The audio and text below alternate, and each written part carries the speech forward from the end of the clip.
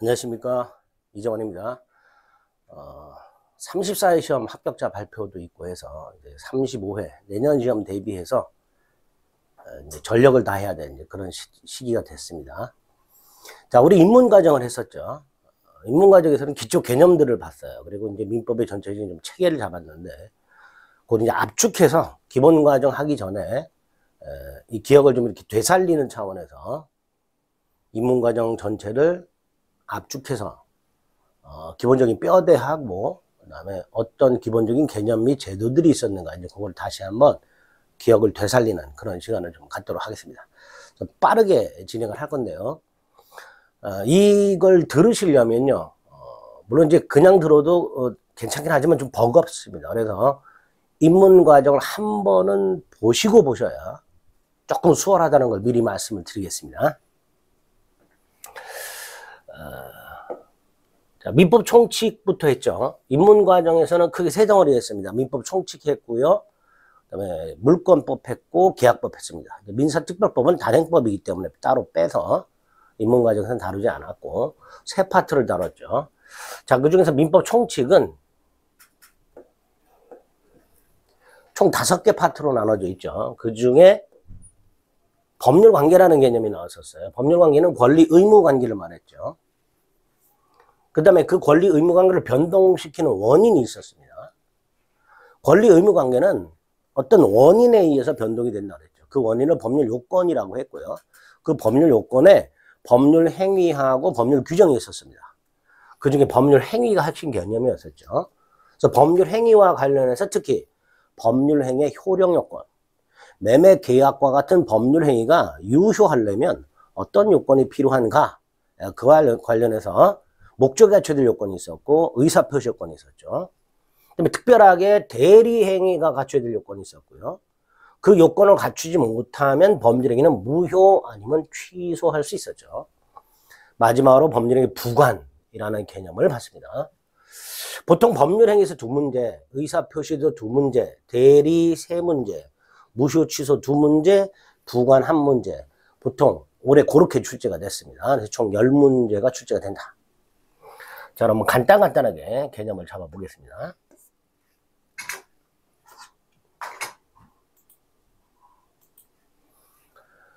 자, 먼저, 법률행위, 민법 총칙, 법률행위를 보기 전에 법률관계라는 걸 봤어요. 법률관계는 권리 의무 관계라고 말씀을 드렸고요. 권리 의무 관계는 변동이 된다 그랬습니다. 이때 권리 의무 관계 변동 또는 줄여서 권리 변동이라고 하게 되는데, 이 권리 변동이 법률 행위 등 법률 행위나 법률 규정 같은 법률 요건이 있죠. 그 법률 요건에 따른 결과, 법률 효과라고 부른다 그랬죠. 이게 바로 권리 변동이었었죠. 이 권리 변동에는 크게 3가지가 있었죠. 취득, 변경, 소멸. 그 중에 취득의 개념을 잡았죠. 권리를 누군가가 손에 넣는 것. 2가지 구별 꼭 하셔야 된다 그랬어요. 원시취득과 승계취득. 건물 신축, 원시취득. 건물을 신축하면 건물 소유권을 원시취득한다 그랬죠. 승계취득은 또다시 이전적 승계와 설정적 승계로 나뉜다 그랬고요.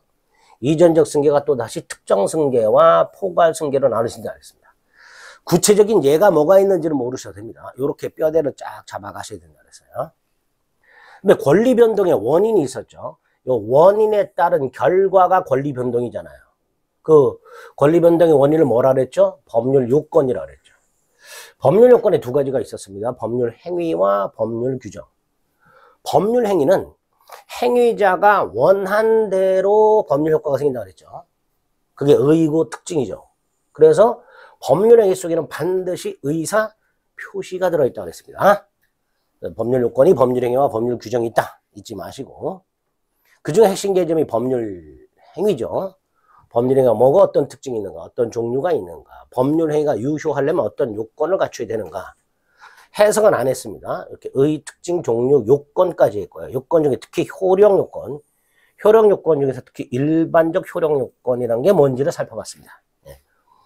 그걸 확인해 보겠습니다.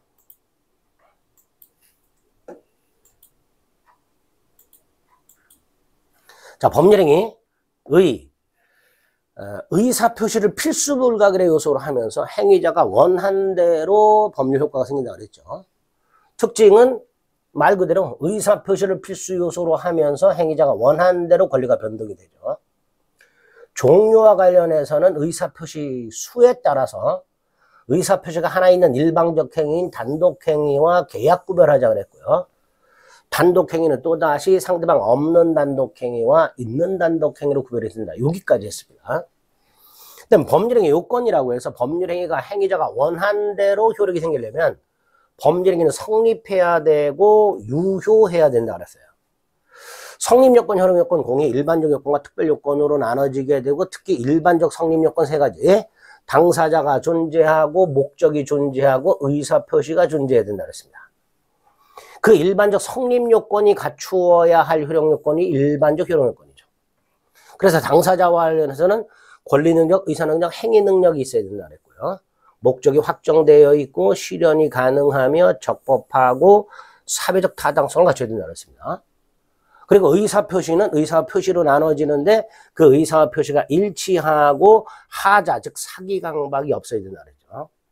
그리고 특별유효요건으로 대리행위, 대리권의 존재, 토지거래 허가구에서 허가, 정지조건의 성취라든가 기한 중 시기의 도래 이런 것들이 특별효력요건이었었죠. 그래서 법률행위에서 이런 뼈대가 딱 잡혀 있어야 됩니다. 그죠? 그 중에서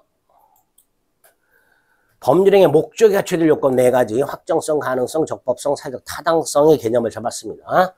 확정성, 확정되어 있거나 확정할 수 있거나, 실현 가능성, 행위 당시 실현 가능해야 된다 그랬죠. 그래서 판단 기준 시기가 행위 당시였고요. 행위 당시 불가능한 게 원시적 불능으로 무효라 그랬고요.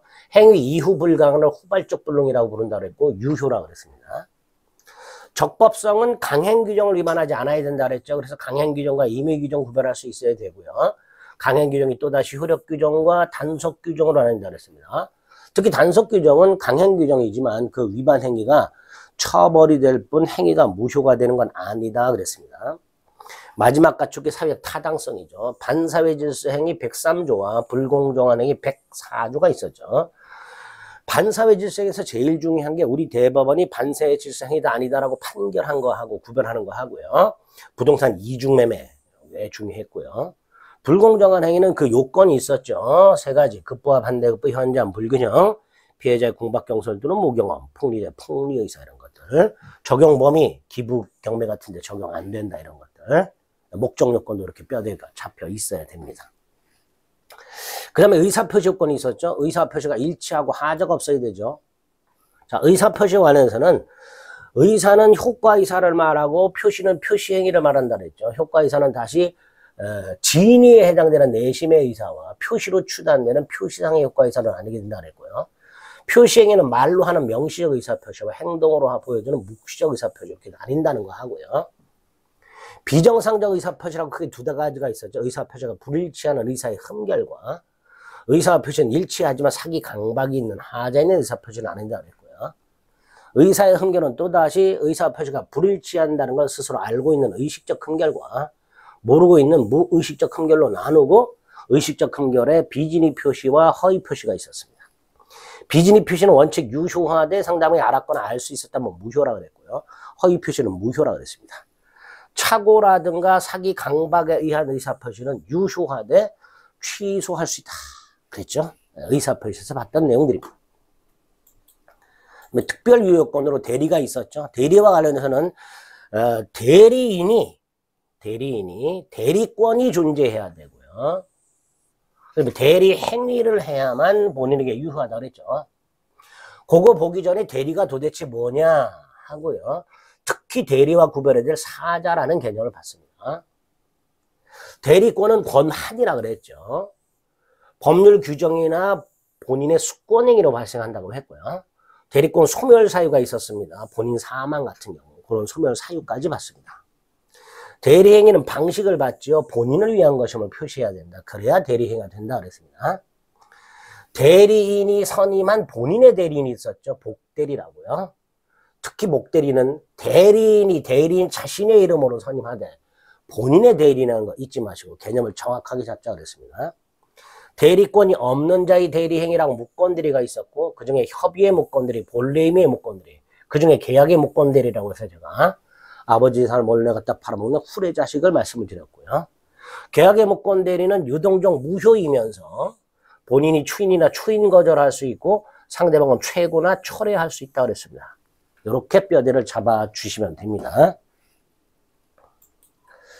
그 다음에 이제 무효 취소로 가야 되죠. 무효 취소는 법률행위가 효력 요건을 제대로 갖추지 못했을 때 그 법률행위는 무효가 원칙이라 그랬죠. 다만 우리 민법은